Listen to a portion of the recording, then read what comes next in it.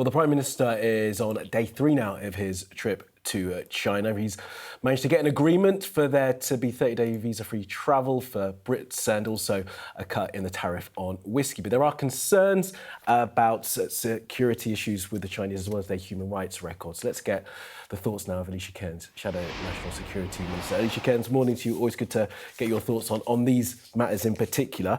Look, the Prime Minister says he's been clear-eyed and pragmatic in his dealing with China. He's raised those concerns about security and human rights, but he wants to make sure that the UK has a good relationship with those in Beijing. That's the right way for grown-up politics to behave, isn't it? It is, except for the fact that he's giving himself a rather positive light on all of this. Jimmy Lai is the British national who's being held hostage by the Chinese Communist Party and has been tortured over the last 1,800 days. Keir Starmer wasn't even willing to say Jimmy's name the whole time that he was in China. Even his spokesperson, while they were there, did not say Jimmy's name. But let's look at the context of this visit.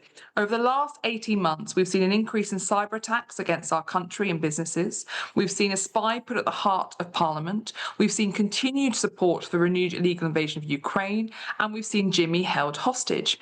But rather than any deterrence against his activities or any repercussions for them, there have been none from the Labour government. And instead, they've given Xi Jinping this propaganda visit without any preconditions.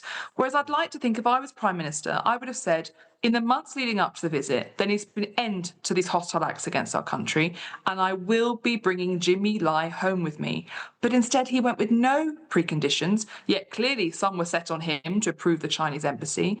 And as a result, there is no deterrence, and that does make our country more vulnerable.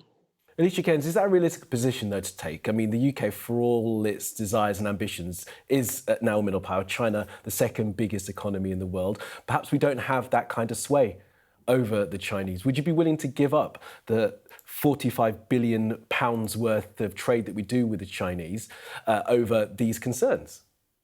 So the government is being quite misleading on the trade relationship. There's actually a £39 billion trade deficit with China in our so you would just give up you'd give up the trading partnership over these concerns, would you?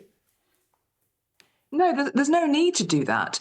The Chinese Communist Party are very transactional when it comes to diplomatic negotiations. I've been there, I've seen them doing it myself. So we need to be transactional in the exact same way. They say what they require to do deals and they set red lines. We need to go sector by sector and say which sectors we're willing to work with them and which ones we are not. But the idea that we could just go out there and pretend that we have to go with this economic begging bowl, we absolutely do not.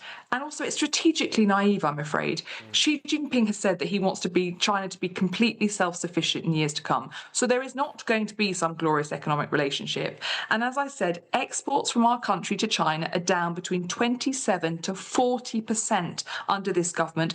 And actually, the majority of the trade is China buying from us. So we have more heft. But this government refuses to accept that we have heft within that relationship and to use it. But fundamentally, anyone listening to this today would say, wait, we all know what the Chinese Communist Party has been doing in terms of hostile acts towards this country. Why have there been zero repercussions? This government has refused even to call in the Chinese ambassador and to tell him that these actions must stop. So you have to have deterrence, and national security comes before economic security. That is the lesson of the renewed illegal invasion of Ukraine. Even with our economy in the situation it is, I mean, just put to you again, perhaps you don't have the leverage to be able to do what you would like us to be able to do. I mean, Chris Bryant was speaking to Anna just a little while ago, who says that we have to be really, really clear-eyed about all of this sort of stuff. And while there are those concerns, of course, I mean, Keir Starmer's a human rights lawyer. I'm sure he is concerned about the human rights abuses that China carries out. But in terms of making sure that we have the ability to grow our economy through these deals with China, that's the path to follow. Anyone watching this, imagine that your loved one, Jimmy has never been a Chinese national, he is British, was being held hostage in isolation for the last 1,800 days for speaking up against a crackdown on democracy in Hong Kong.